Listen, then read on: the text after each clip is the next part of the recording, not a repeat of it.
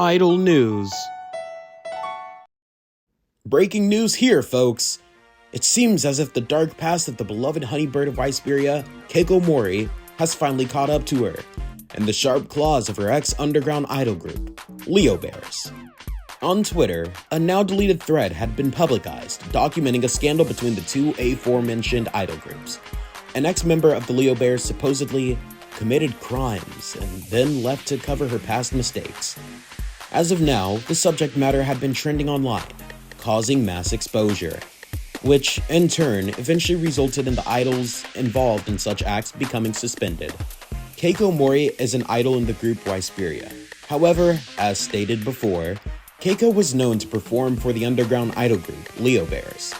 The members consist of Ichiyo, known as sunbear, Moreika, the moonbear, and Ririka, known as polarbear. Keiko was known as the honeybear of the group. However, the relationship between these girls apparently weren't as sweet as their names had suggested. And on several accounts, the leobears had been considered quite the toxic underground idol group. On the surface, the girls seemed nice and they all had what it took to become bright idols. But behind their innocent act, they often made snarky remarks and disrespected the crew that had helped them. There's a reason why the leobears remained underground idols. This was the official statement made by a directing member who had helped with the group's debut concert.